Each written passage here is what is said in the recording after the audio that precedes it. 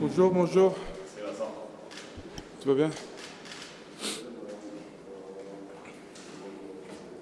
J'ai bien fait de ne pas faire l'interview trop longue hier. Sinon, on se revoit tout de suite. Voilà, de laatste van het jaar. Zondag match in Antwerpen tegen Antwerpen. Let's go. Vincent, t'as dormi combien d'heures? 3, 4. Ouais. Mais c'est pas grave. Et vous savez ce qui vient après le match de dimanche aussi, ce qui sera inévitable. 2-3 semaines de repos. Donc maintenant, il y a 3 jours à mettre chaque minute de notre temps dans ce qu'il faut pour le prochain match. Mais le plus important maintenant, c'est la récupération aussi des joueurs. Donc s'assurer que tout le monde soit prêt et présent pour jouer son rôle dimanche. Pas eu de réaction parmi tes joueurs physiques hier soir, des personnes qui se plaignaient de beaucoup, parce que je suppose que tu n'as pas encore lancé. Non, mais en général, ce genre de choses, c'est un peu le jour après où on fait l'état des lieux. Donc on verra aujourd'hui, mais je pense que, encore une fois, l'avantage des 5 changements, et je trouve ça vraiment une chose qu'il faut garder dans le championnat belge et dans le football en général, l'avantage des 5 changements, c'est qu'on peut protéger les joueurs un petit peu, pas toujours en le faisant exprès, parce que le but de faire des changements pour nous, c'était de changer le match. Mais en même temps, on a des joueurs qui ont joué 45 minutes au lieu d'avoir joué 90 et ça joue énormément sur le prochain match, bien sûr. Et quand les matchs s'enchaînent comme ça et avec un calendrier de plus en plus lourd pour partout en Europe d'ailleurs, ça donne du temps de jeu à des joueurs qui en ont besoin aussi et en même temps, ça nous permet de protéger la santé des joueurs un petit peu. Pourtant, on a l'impression que physiquement, c'est un peu plus dur quand même. Tout est jeune, ici avec les playoffs, beaucoup de matchs qui s'enchaînent. On sent quand même qu'il y a parfois un peu plus de fatigue chez certains. Mais on est là, hein. On est là, on est présent physiquement. Et si je parle pour l'adversaire, je pense que l'adversaire a l'air plus cuit que nous physiquement encore. C'est vrai qu'on doit aller dans le maximum de nos ressources physiques, c'est sûr. Et c'est pas facile, c'est un moment d'adaptation. Mais quand je dis c'est pas facile, je dis dans le sens que pour moi c'est un sens positif. Ça peut pas être facile. Il faut passer ce cap. Et je dis à chaque fois on est là. Sinon on revient pas dans les dernières minutes comme on l'a fait contre Anvers, comme on l'a fait contre Bruges. Ça fait preuve de ressources mentales et physiques. Sinon c'est pas possible. Donc quand je dis physiquement, c'est vrai que c'est dur, mais on passe souvent au-dessus quand même. En zal die derde of vierde plek zal dat meespelen in de beoordeling van het seizoen. Ik bedoel, qua tickets natuurlijk, Europees tickets is dat anders, maar in de algemene beoordeling? Vanuit een coachingperspectief minder, maar vanuit een clubperspectief uiteraard. Er is een groot verschil voor Anderlecht of we nu derde zijn of vierde. Los van wat de supporters willen en de spelers willen, is er ook een financieel belang verbonden aan die positie. Dus voor de club is het een andere voorbereiding op volgend seizoen indien we derde of vierde eindigen. Dus dat kunnen we niet wegsteken. Maar naar mijn beoordeling van de spelers toe wil ik altijd zo objectief mogelijk zijn. En dat kun je niet trekken op 1 wedstrijd en dan moet je trekken op 40 wedstrijden. Vous avez fait beaucoup de matchs nuls ici cette saison, même en play-off. Ici, c'est un peu le roi des égalités. Ouais. Pour une fois, ça suffira. Ça te fait presque plaisir d'entendre ça, ou toi, c'est pas du tout un truc que tu acceptes de penser comme ça? Non, mais la recette secrète, de toute façon, c'est simple. Il faut toujours essayer de gagner pour avoir un match nul. Mais ce qu'il y a, c'est que, et on en parlera dans l'analyse que je peux déjà faire pour la saison, c'est que, ça fait combien maintenant? 17 matchs nuls. Très peu de défaites, bien sûr, mais 17 matchs nuls. Et pour moi, ce qui est important, parce que dans les 17 matchs nuls, c'est facile de voir tous les matchs nuls pour moi. Et de faire un petit peu le bilan des 17 matchs nuls. Et de me poser la question, à quel moment est-ce qu'on aurait dû gagner? À quel moment est-ce qu'on méritait de perdre? Et à quel moment le match nul était justifié? Et si je fais l'analyse de tous ces matchs nuls, je vois que notre équipe peut faire encore énormément de progression purement au niveau des points en dehors du jeu qu'on peut produire, en dehors de ce que les joueurs peuvent encore faire pour s'améliorer. Mais on est compétitif dans chaque match. C'est la conclusion de cette saison. Tous les matchs, on est compétitif. Mais pour faire la différence parfois, ou pour se donner un petit peu d'air pour respirer, parfois ça peut être un match 3-4-0 ou 5-0 aussi, juste parce qu'on franchit le premier cap, on marque le premier, le deuxième but, ou bien parce qu'on a quelque chose de décisif, un joueur qui produit un moment décisif. Pour l'instant, on est encore dans l'aspect où c'est juste le collectif qui fait en sorte qu'on est proche et on est toujours compétitif. Et on a, je pense, un staff, et je le dis pour tout le monde, parce que qui travaille énormément dans le détail, qui fait en sorte que les joueurs sont aussi fit à chaque fois et prêts et disponibles et qui sont prêts aussi à se battre avec les armes qu'on a. Mais petit à petit, je pense qu'on est en train de, comment on appelle ça, aiguiser nos couteaux, juste parce que les joueurs progressent avec la maturité qu'ils prennent. Mais ça reste finalement le bilan des 17 matchs, c'est que c'est pas sur 17 matchs, 12 matchs où on est heureux qu'on a eu un match nul. Non, c'est quand même sur 17 matchs, c'est peut-être 12 matchs où tout le monde s'est posé après le match la question comment est-ce qu'Anderlecht a fait pour ne pas gagner. Et je préfère avoir les 17 matchs nuls de cette manière, dans le sens où je sais qu'on est en train de pousser pour franchir ce cap. Et on n'est pas sur 17 matchs nuls avec la chance. C'est 17 matchs nuls où tout le monde sait bien, vous-même vous êtes, on peut refaire le récit de tous ces matchs-là et puis se dire mais qu'est-ce qui serait passé si Anderlecht aurait franchi ce petit cap?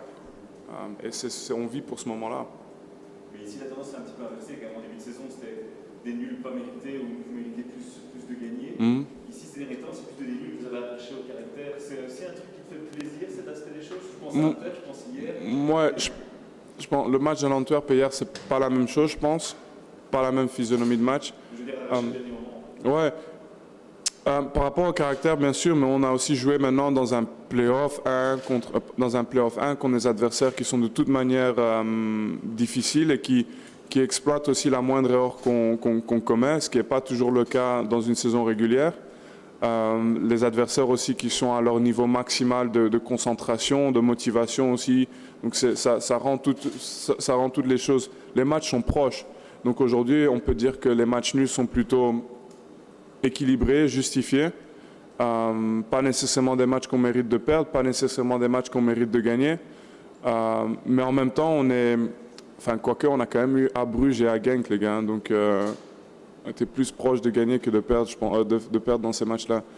Mais je pense que c'est équilibré. Mais c'est aussi tout à fait normal, on est en play-off 1. Mais ce que je veux dire, c'est que sur toute une saison, et je crois que c'est Sir Alex Ferguson qui l'avait dit. Donc pour moi, vous comprenez à quel point c'est difficile de sortir cette phrase. Mais la vérité, c'est qu'il avait dit que les matchs ne se gagnent pas dans les gros matchs. Les matchs se gagnent contre les adversaires où on doit gagner. Et c'est là qu'on prend ses points. Et nous, c'est là qu'on n'a pas réussi à prendre nos points. Et aujourd'hui, on est compétitif contre les équipes du top. Et je sais qu'avec le modèle du championnat belge, c'est important de gagner contre les équipes du top, mais dans les Champions Playoffs. Pendant le championnat, on a perdu nos points dans d'autres matchs. De toute façon, comment tu analyses un peu le match d'hier? Parce que ça, quand même, il y a certains moments, c'était vraiment compliqué pour Anderlecht. Et pourtant, vous marquez 3 goals sans avoir beaucoup plus d'occasions que ça. Non, mais je comprends, c'est pas facile de voir ça, mais moi je dois vraiment faire la distinction entre. C'est vrai que la conclusion est tout à fait correcte, et c'est ce que je transmets à mes joueurs aussi aujourd'hui, bien sûr, avec la qualité individuelle des autres équipes, c'est parfois un peu plus difficile, mais c'est vrai que moi je transmets que quand on arrive dans la zone de vérité, il faut tout faire pour se débattre, pour arriver à créer une occasion, soit une frappe, un centre, ou même prendre le risque de faire un geste. Et ça fait partie de ce que je leur explique, une certaine agressivité aussi devant le but. Ce qu'on a vu dans les actions, parce que finalement, c'est pas aussi Bruges qui a eu 10 000 actions, mais il y a cette certaine agressivité dans la zone de vérité qui fait en sorte que le centre arrive un peu plus rapidement, la finition est un peu plus agressive. Et là, je dis tout à fait rationnellement. Mais pour moi, le plus important, c'est que on arrive très très souvent dans cette zone où si on peut amener le ballon là-bas, on est dans une position où on peut créer du danger. Et là, on est là dans chaque match. Et le problème, c'est vrai, et c'est ce que je veux dire par là, c'est que le problème, c'est parfois la dernière passe ou l'agressivité pour se débattre et avoir une frappe rapide et croisée et au sol, ou cette réaction pour le ballon qui est dévié. Mais on s'améliore. Je vois la progression de Nemecha, je vois la progression de Anouar, de Yari, je vois la progression d'Amouzou, je vois la progression de joueurs qui sont en train de grandir. Mais c'est un cap qui est difficile à franchir, bien sûr. Pour moi, j'espère que l'équipe va profiter de la difficulté de ces playoffs 1 quand ils recommenceront la saison prochaine, contre les équipes où on est censé être favori. Je ne sais pas si je me suis bien expliqué. Et je sais que c'est toujours difficile de regarder long terme, court terme, parce qu'il y a le match de dimanche. Comment est-ce qu'on va faire pour avoir les occasions de dimanche? Comment est-ce qu'on va faire pour avoir ce danger de dimanche? Et puis il y a le simple aspect coaching pour moi, où je sais que je dois les amener, on doit en tant que groupe évoluer vers ce danger permanent. Et parfois on l'a montré, parfois on l'a pas montré, mais bon, ce qu'on a toujours montré par contre, c'est une combativité exemplaire. Peu importe le résultat d'hier, on a montré une combativité exemplaire et c'est la base.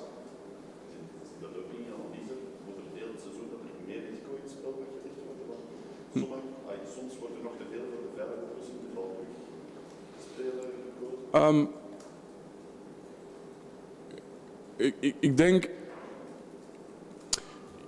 risico sowieso, maar ik wil het op de juiste manier kaderen. Dus je hebt de eerste fase van het spel, waar, zoals gezegd, bijna vaker dan eender welke ploeg, wij bijna vaker aan de 16 van de andere ploeg geraken. Dat is een constant beeld van ons ploeg, dat we die bal van de keeper tot en met de 16 van de andere ploeg kunnen brengen, zonder al te veel moeite. En we doen het ook op een manier die onze spelers ligt. Dus het heeft geen zin dat ik vraag aan mijn spelers om iets te doen die ze niet kunnen uitvoeren. Dus ze voeren het goed uit. En dan komen we rond de 16 en dat is het moeilijkste. Nu, ik ben een analyse aan het maken die eigenlijk een klein beetje irrelevant is, omdat we zondag toch een finale hebben. Maar omdat we misschien niet de tijd zullen hebben om die analyse te maken na die match. Maar dan komen we aan de 16. En ik zeg het, die ene actie van de paar acties van een aantal van de spelers die we gezien hebben in deze play-offs, waar het versnelt, waar het scherper wordt, waar er meer geweld in begint te zitten, dat is bij ons nog niet altijd natuurlijk. En we werken eraan om het te laten gebeuren, maar het is ook niet voor niks dat er wordt gezegd dat doelpunten maken het moeilijkste gegeven is in voetbal. En wij hebben het potentieel om het te doen, dus we gaan het ook doen, daar twijfel ik niet aan. En de jongens die het nu nog niet doen, die gaan er beter en beter in worden. Maar het is superbelangrijk dat ik die analyse ook juist maak. Ons probleem is niet dat wij niet voor dreiging kunnen zorgen. Ons probleem is dat we aan de 16 iets sneller mogen schakelen. Maar dat is geen kritiek op mijn spelers, omdat ze dat weten. Ze horen dat van mij. Ze weten het zelf ook. Ze kunnen het zelf ook benoemen. We werken erop. En ze zijn vandaag, feit is dat ze vandaag beter zijn dan 6 maanden geleden. Dat is een feit. Stoort het je dan dat je op een bepaald moment aan de 16 bent en 20 seconden later ben je weer bij je keeper? 10 seconden? Ja, ik denk dat dat een iets te karikaturaal beeld is. Aan de 16 en dan 10 seconden later terug bij de keeper. Ik denk dat dat een beeld zal schetsen die niet echt klopt, ook niet. Want we zijn daar, we proberen. Of het nu lukt of niet, dat is een ander verhaal. Maar het klopt niet dat we 10 seconden later terug bij de keeper zijn. Het klopt wel dat we er geraken en dat we proberen en dat we nog iets extra kunnen brengen. Maar ik ben daar rustig in. Ik zie het, ik stel het vast, we werken erop, we leggen de juiste accenten en het gaat ook gebeuren. Marcel, wat ik mij afvraag, we zijn de laatste match van het seizoen. Je bent dit seizoen dan de ene dag en op de andere dag gestopt als voetballer. Ik mij afvraag, sport je nog? Ga je nog fitnessen? Let je nog op je voeding? Of is dat totaal veranderd? Of ben je nu helemaal anders? Goh, driekwart van de tijd let ik nog op mijn voeding. Jawel. Maar die 25% zijn toch wel 25% minder dan toen ik nog profsporter was. Ik sport niet genoeg. Ik wil veel meer sporten, gelukkig. We hebben nog een vrij jonge coachingstaf ook, dus we kunnen nog vrij competitieve staffgames doen, wat belangrijk is.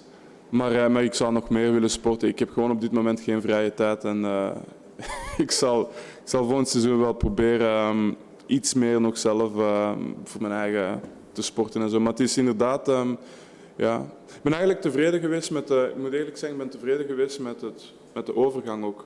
Omdat ik op geen enkel moment het gevoel heb gehad van wat andere topsporters beschrijven van het mentaal diep van niet meer topsporter te zijn. Dat heb ik niet meegemaakt.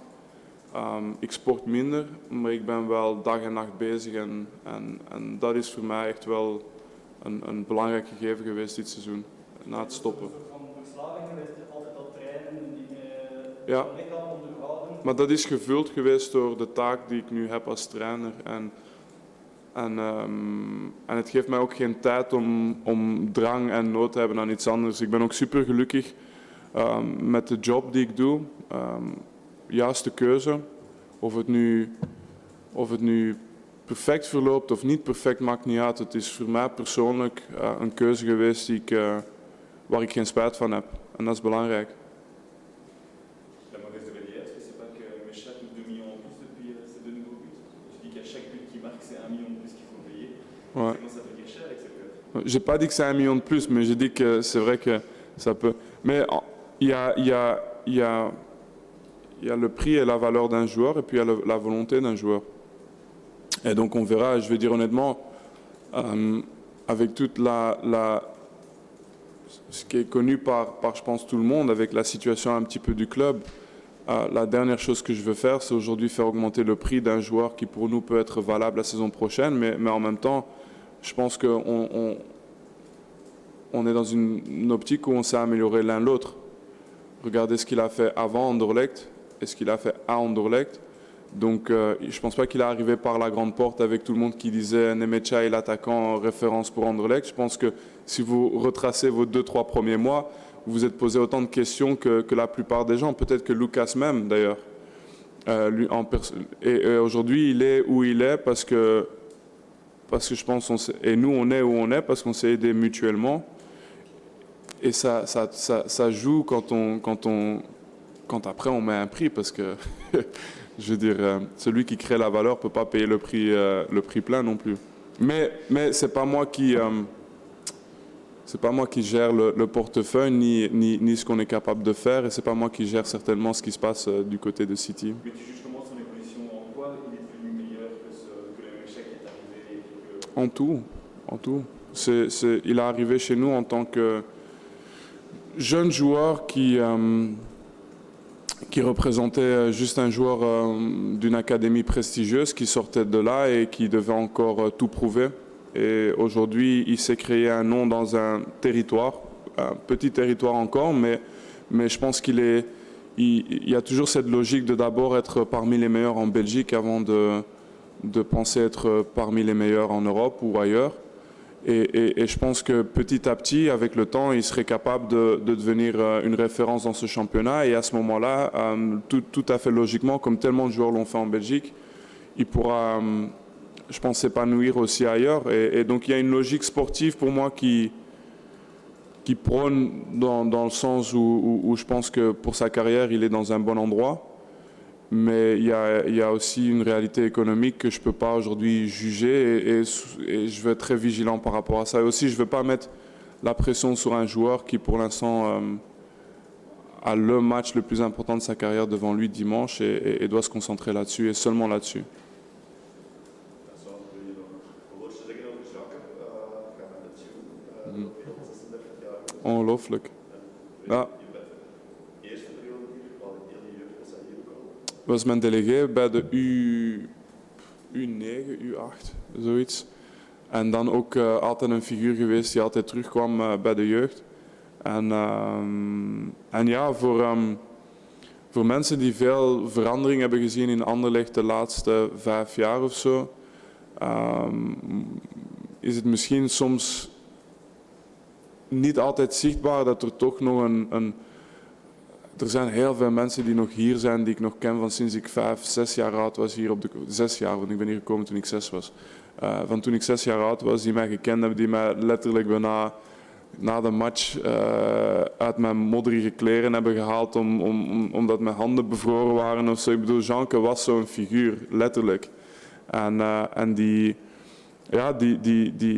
mensen die zo belangrijk zijn aan de sport en wat voor mij op jeugdniveau nog altijd amateursport is uiteraard, hoe elite Anderlecht ook is, die vrijwilligers die er zijn om altijd te helpen, om u door die momenten te loodsen. En Jeanke was een van die figuren. En 36 jaar. En ik moet eerlijk zeggen, er is altijd een fase naar aanleiding van de wedstrijd waar je als coach eigenlijk gewoon een beetje uit de weg moet lopen. Omdat de spelers zich aan het voorbereiden zijn, ze zijn in een bubbel. En dan heb je zelf ook je voorbereiding gedaan en er is een moment. En die 10, 15 minuten waar je een beetje uit de weg moet lopen, kan ik me herinneren dat ik zo vaak met Jeanke gesproken heb over. We hebben in ons materiaalhok foto's van alle grote ploegen van Anderlecht en uiteindelijk waar we naartoe streven. En hoe vaak dat we met Jeanke praten over ploegen uit de 70, uit de jaren 80 en dat Jeanke mij verhalen kon vertellen van mensen die belangrijk waren voor onze club, die ik misschien zelfs niet kende. En dus gewoon, ja, dit soort mensen zijn belangrijk, want ik kan het dankzij dit soort mensen ook overdragen naar mijn groep, mijn jonge groep, die misschien niet altijd beseft wie Philippe Albert is of Paul van Imst of al die grote namen die er geweest zijn bij Anderlecht. En het zijn die mensen zoals Jeanke die dat helpen overdragen. Superbelangrijk. Ja. Het was een lang uitleg maar het is een belangrijk figuur geweest. Ja, het is een belangrijk figuur voor deze club. Ja. Goed jongens. À dimanche. Salut.